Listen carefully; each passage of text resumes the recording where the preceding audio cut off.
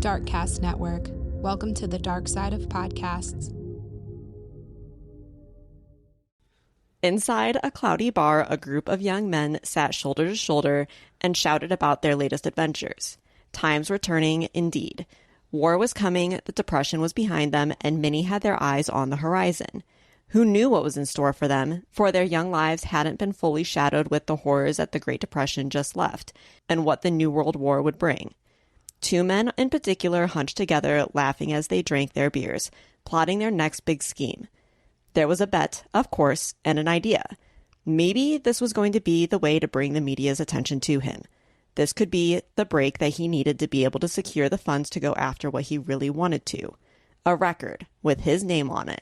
All he needed to do was get his name in the papers. Publicity he wanted, and publicity he got. Welcome back to Tragedy with a View.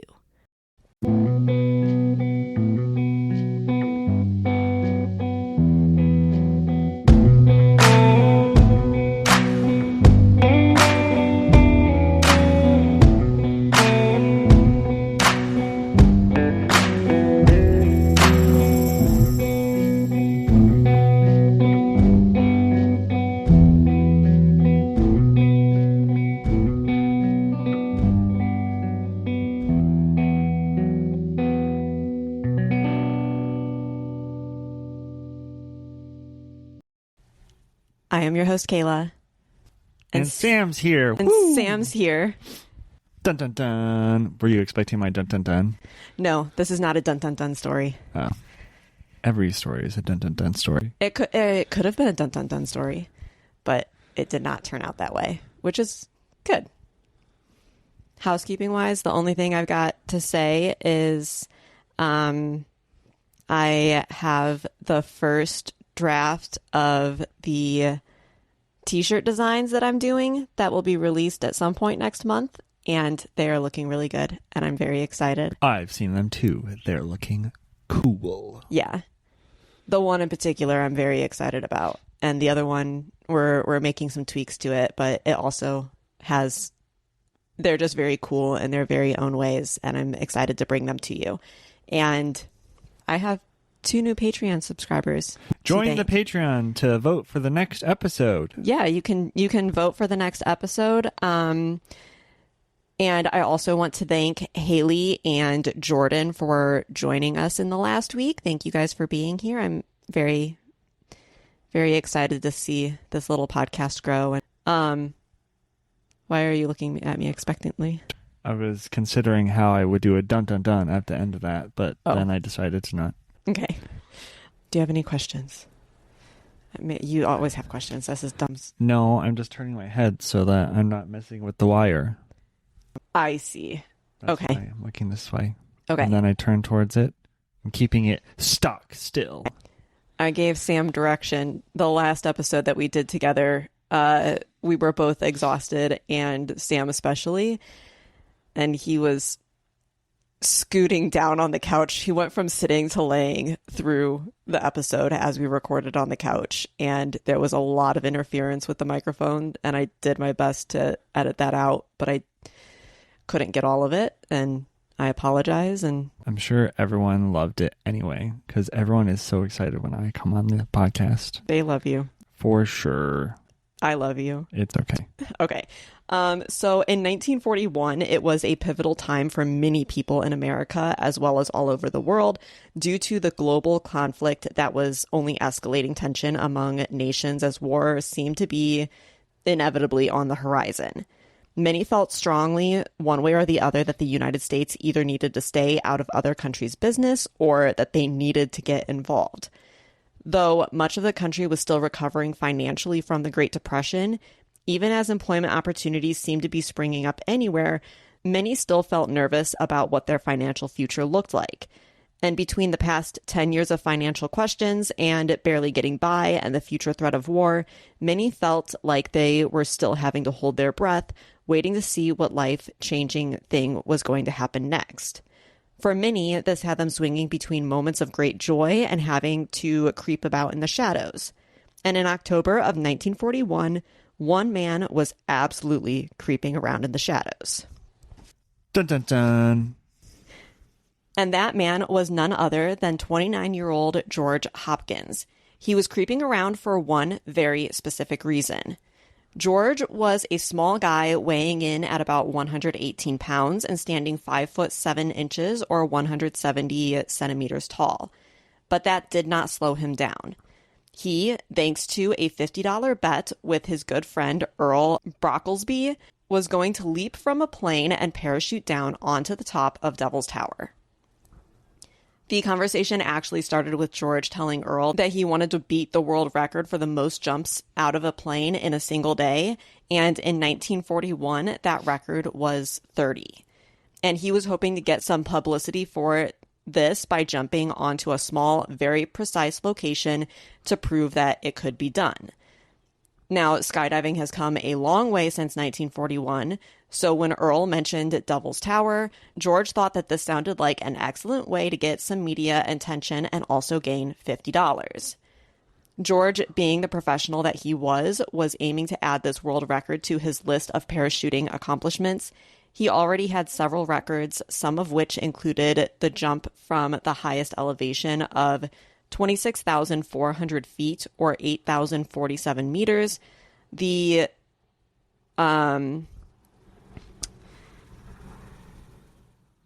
longest delayed jump, which I would like to say that I tried to find out what exactly this meant by delayed jump, and I couldn't find what that was referring to, but he jumped from 20,800 feet or 6,340 meters.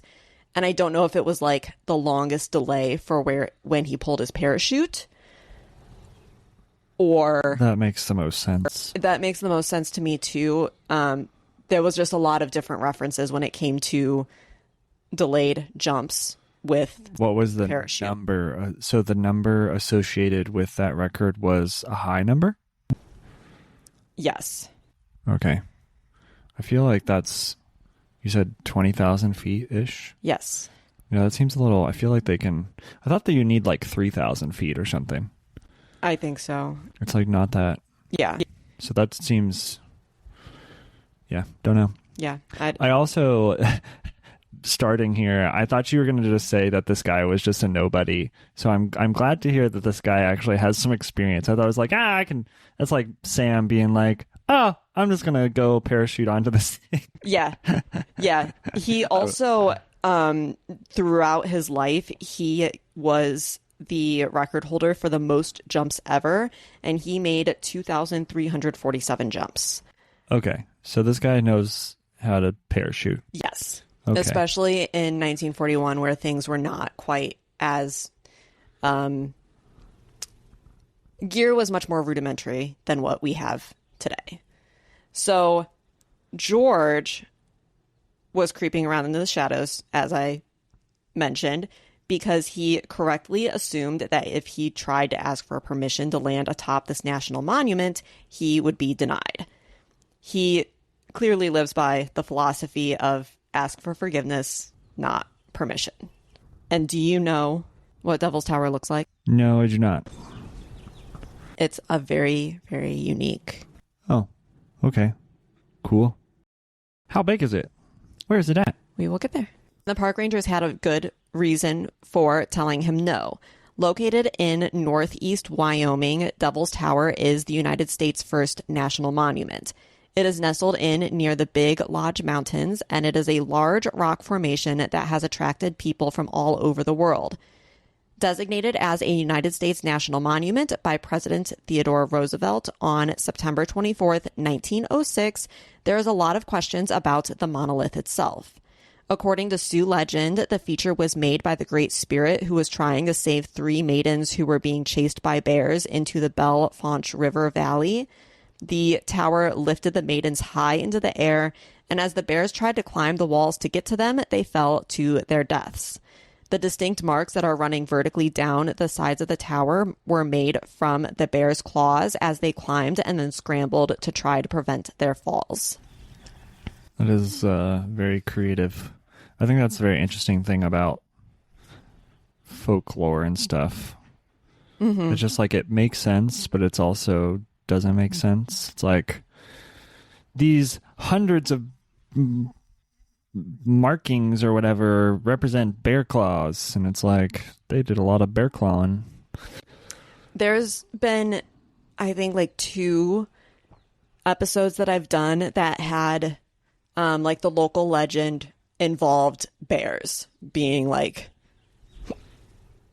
the bad guy, essentially. And I think that's very interesting that from my understanding, you know, natives hold a huge respect for kind of everything in nature, but they're still the bad guys. Like, the bears are still considered bad, or maybe that's just the interpretation of what is being relayed based on what we as like quote unquote civilized humans believe, because for a long time we also thought bears were bad and we hunted them to localized extinction.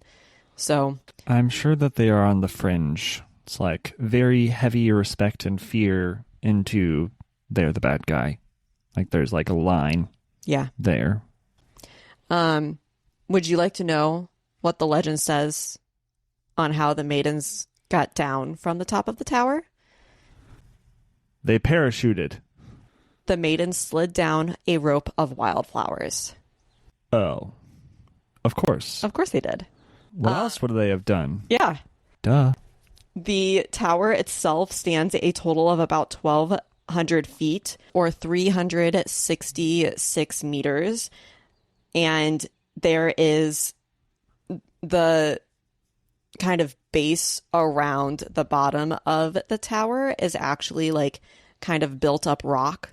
And so there's like a 400-foot ledge that you can climb up first, and then you get to like the actual vertical wall part. This 400 feet still requires climbing, and it is not something that you can just like walk or hike up. You have to like, it's more technical than that. There is also a boulder field surrounding the monument from the layers of sand and sediment rock that has broken away from hundreds of thousands of years of Devil's Tower being shoved skyward. Scientists believe that Devil's Tower was actually created through a process called volcanic intrusion, which then suffered from erosion. In short, over millions of years, magma filled in a pocket where there was softer dirt and rock, and it was shaped by the sedimentary rock, and as it cooled, it formed this solid monolith beneath the surface of the earth. But as the Earth's plates shift, this section of Earth was pressed skyward, and the sedimentary rock surrounding it, which was now the monolith was now dried, that sedimentary rock eroded away, and it left the column of volcanic rock behind. With just over an acre at the top of Devil's Tower, this was exactly what George was looking for to try to land on.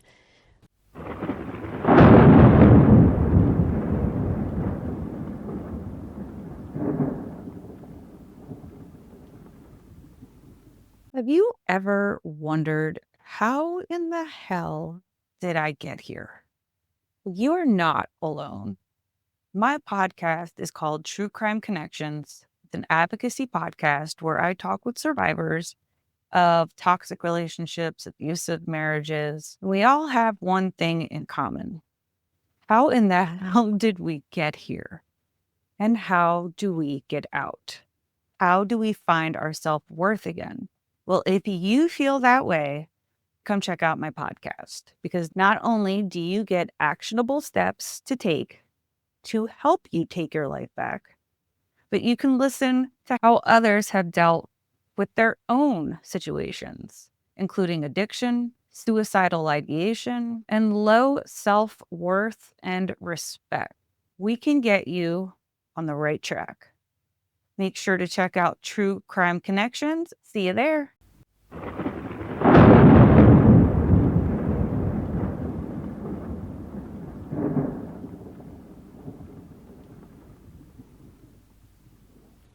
He had a simple plan. He would leap from the plane and land on top of the tower, and as he descended, the plane would then loop around where it would drop a bag that included a 1,000-foot or 305-meter rope a sledgehammer, and an old car axle that was reshaped and sharpened to form an anchor that would be driven into the rock.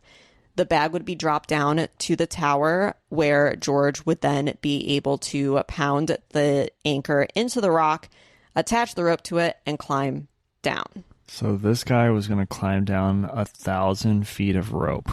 Yes. Never mind. That's crazy. Never mind that he didn't have much, if any, rappelling experience. Honestly, I don't think real life your brother would do this, but it sounds like an idea that your brother would come up with.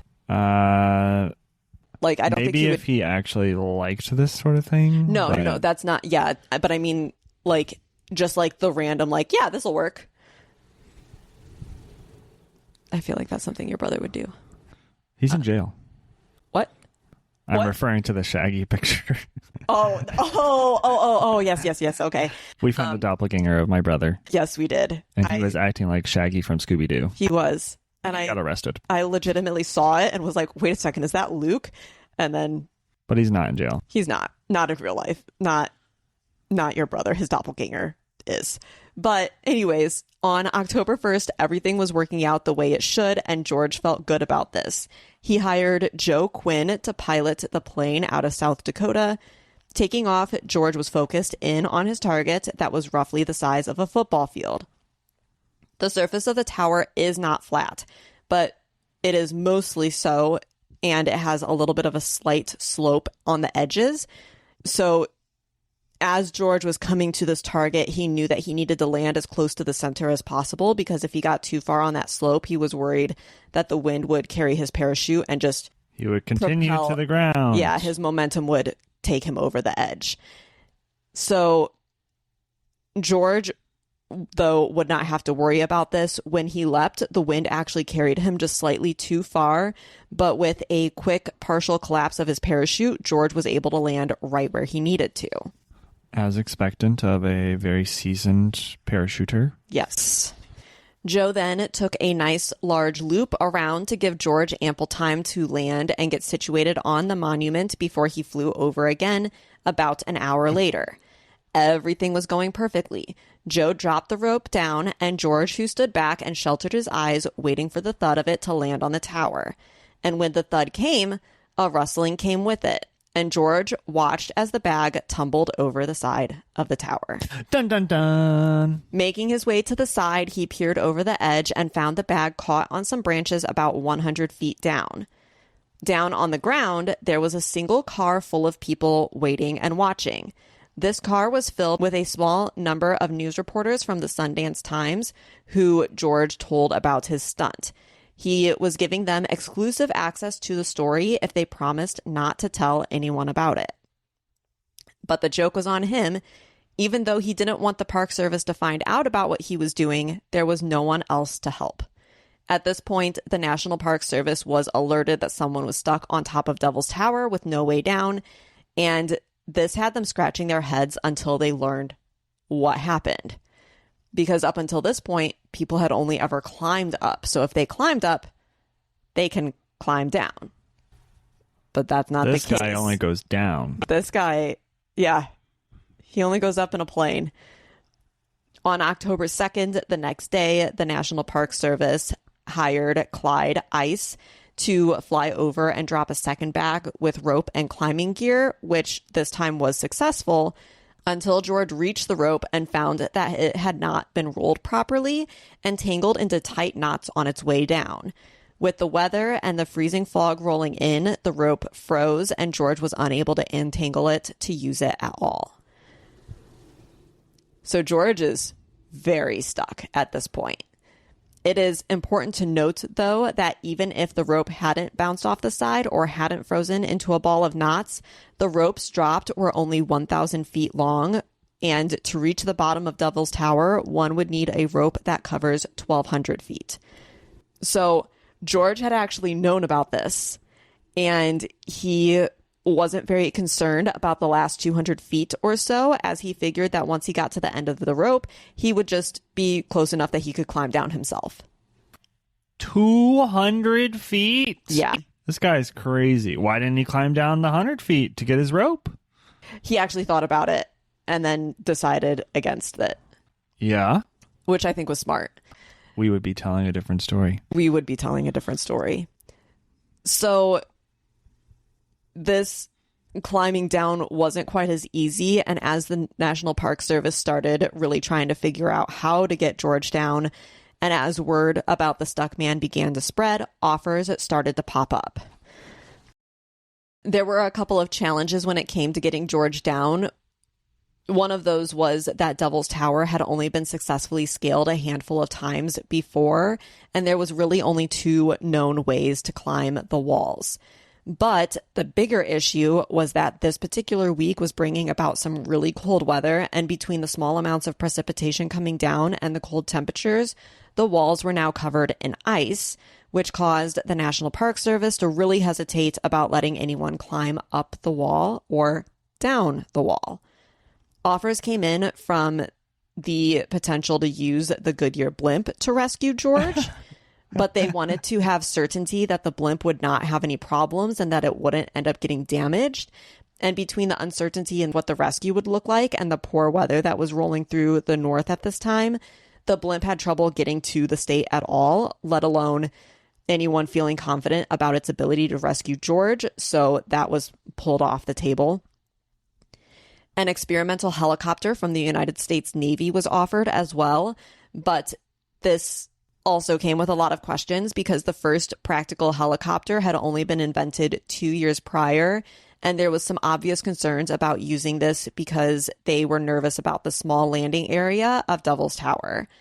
And I would also assume that long lining, where you have the rope hanging down from the bottom of the helicopter and then you clip into that rope and then they just carry you to a lower elevation, probably didn't exist at this time. And so that means that both the blimp and the helicopter were intending to land on the surface of Devil's Tower, which that makes, like, the idea of that makes me nervous. For such a small area. Could you imagine the Goodyear blimp just landing on the tower? They should have tried. You know what I'm going to do? I'm going to crop in a picture of the Goodyear blimp on the tower. See how reasonable it looks. Yeah. Gaslight the audience to be like, this is what happened. This is what happened when the if Goodyear, you know, you know. When the Goodyear blimp. There you go. There's your, if you know, you know. Be like, this is a fake, don't say, this is a picture from the episode. Just don't say if it's real or not. I'm so sorry, everyone. No, you're not. They want to see it. Okay, so during this time, though, they were continuing to fly over the tower on a regular basis to drop off food, water, a tent, and blankets for George to stay warm.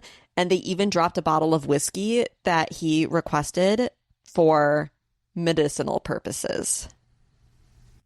Ah, of course. Of course. Ultimately, the park officials ended up contacting some climbers by the names of Ernest Field and Warren Gorell. Ernest was a park ranger from the Rocky Mountain National Parks in Colorado, and Warren was a licensed climbing guide also in Colorado, and they started to make their way to Wyoming. But during this time, another name came up, and that was the name of Jack Durrance. Jack was a Dartmouth college student and was an exceptional climber. Not only was he extremely skilled, but he had made many first ascents, one of which was on Devil's Tower. He also made first ascents in the Grand Tetons, and he was part of an attempted first ascent on K2 in the Himalayas. Jack heard about George's predicament and reached out to offer his skill and assistance with the help of his friend Merrill McLean, who was also an experienced climber and went to school with him as well. Officials were quick to take Jack up on his offer. How difficult? Like, I guess, is it easy to transport a person? Like, they have these climber people. Like, can they just have some nobody that doesn't know how to climb with them? Is that reasonable? Like, how does that work? Or do they just treat them like supplies? Like, are they just like a bag? We will get there.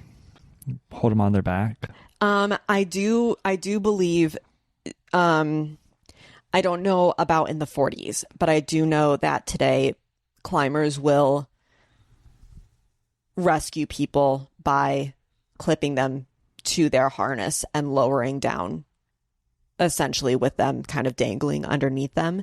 I actually just did an episode, I think it was a month or two ago, about a parachuter who collided with the wall, and he was a base jumper and he collided with the wall. His parachute got stuck. He was completely unable to climb down by himself, and someone climbed up and attached him to her, and then she climbed down with him, just dangling beneath her. So it does happen. That does happen. But we will discuss exactly how George is brought down. So in the meantime, again, this story was going out in the newspapers across the country. People were driving in to get a glimpse of George as he was stuck here, and the park actually saw a huge number of people come through its gates every single day.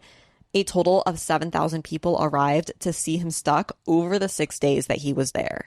This is all a publicity stunt by the National Park Service to drive engagement. Maybe. I mean, if it was, it worked. There's your conspiracy theory for this episode. Hey, do what you got to do.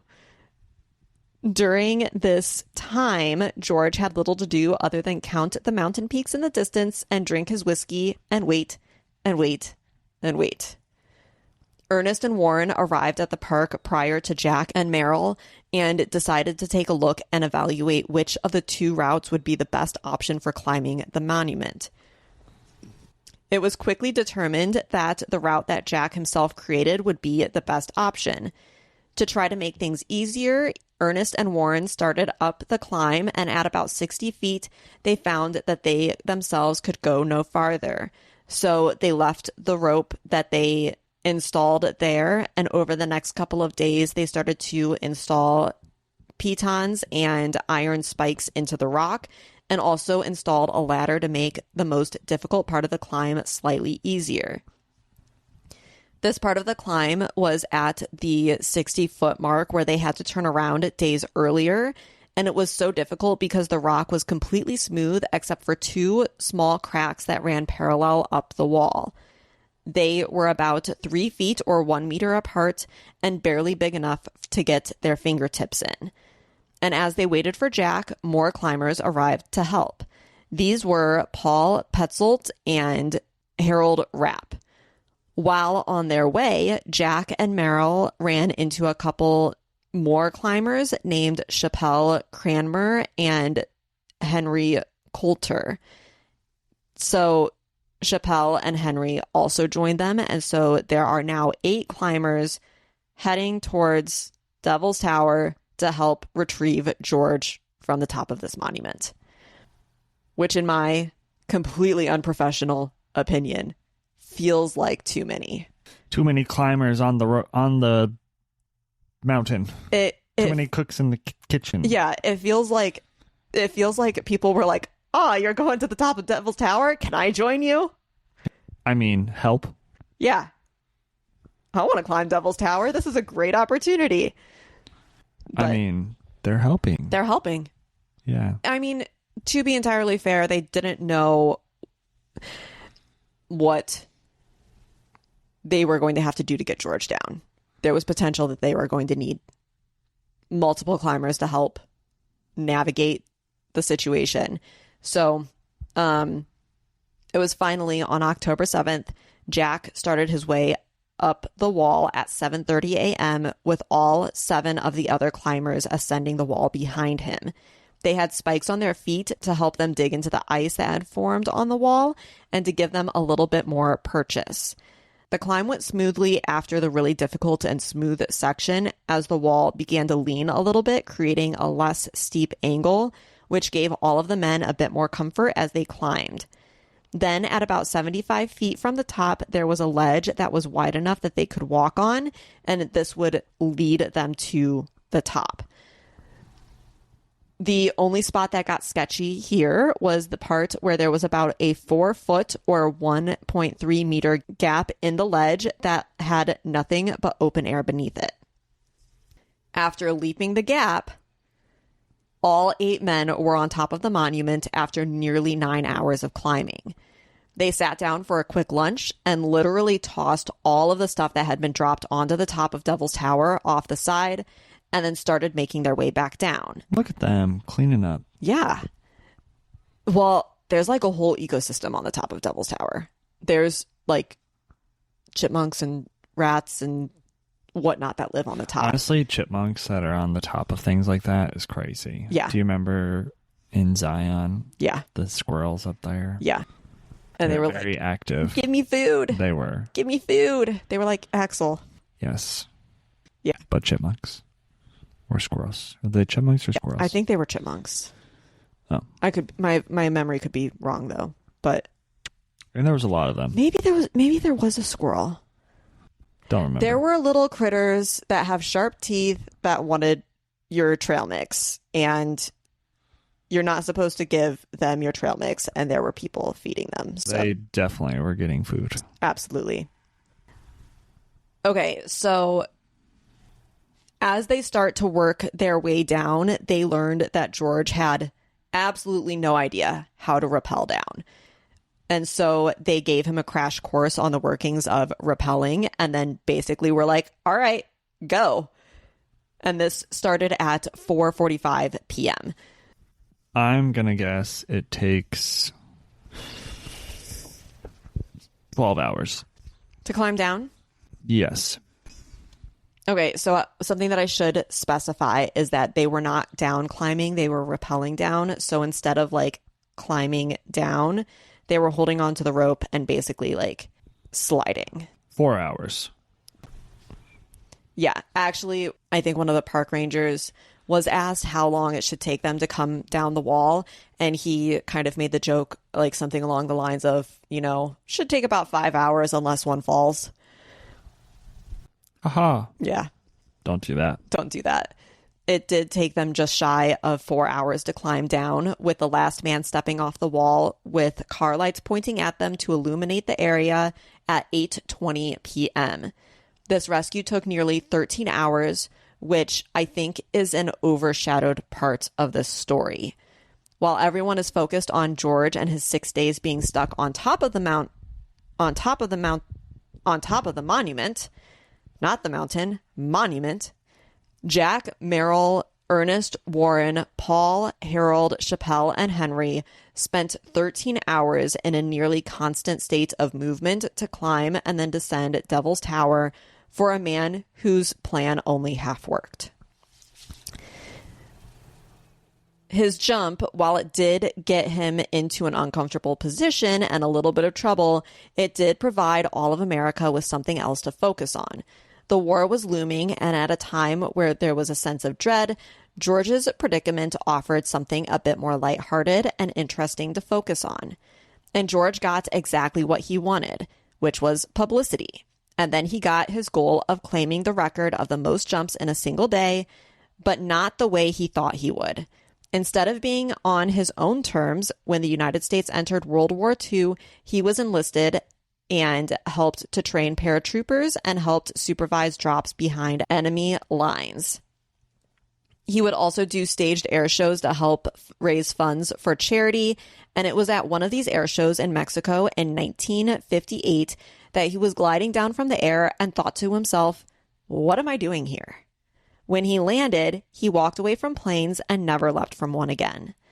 Today, George Hopkins continues to be the only person who has parachuted to the top of Devil's Tower, and that does not mean that anybody listening should give it a try.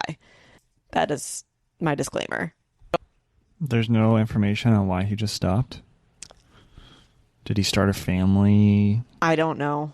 I don't know if he stepped away because of family reasons, but it was like, I'm sure there's inherent risks with it. And there's risks with jumping out of Absolutely. But There's some risk, says Kayla. some, A few. just Don't have to worry about all of them. really, there's only one. Two. Smashing into the ground. Your parachute doesn't open or your parachute collapses. Just a few. Don't worry about it, guys. Yeah. Go skydive today. If you've gone skydiving, I'd love to hear your experience. But yeah, I'm sure it was like one of those moments where, like, he made over 2,000 jumps over his Career. 40-year career. Or it might have only been 30 years. I'm not really sure. But to be able to accomplish that and then still walk away and have like the clarity that you need to be like, yeah, I might as well get out before something bad happens, type of a thing. Like, the more you do something, the more likely something bad is going to be experienced, right? Yes. So get out before you experience the bad. And unfortunately, with parachuting, there's only a few risks. There's only a few risks, but those risks also come with major consequences. Indeed. That's my story. And we're here for it. Yeah. I'm looking forward to the Photoshop picture of the Goodyear blimp. I'm going to try to get it like an accurate size comparison. That's what we're here for. Yeah. I'll work on that at some point. But everyone, thank you for listening. Thanks for coming. And be on the lookout for shirts coming soon. Indeed. And all right, enjoy the nice weather. Get outside. Don't jump onto any monuments. Okay, bye. Bye. What is life without close calls with disaster? Thank you for listening. Don't forget to follow the podcast to be the first to hear the now weekly episodes. Join our subscription on Patreon, Apple, or Spotify today and immerse yourself in the haunting beauty of the great outdoors. For around $4 a month, you'll get exclusive access to the first episode of each month and early access to all other episodes, showcasing the morbid and mysterious side of nature. Please reach out with story requests, and if you have your own story, please email tragedywithaview@gmail.com for a chance to have your story featured on a later episode. Again, thanks for listening. We'll see you next time.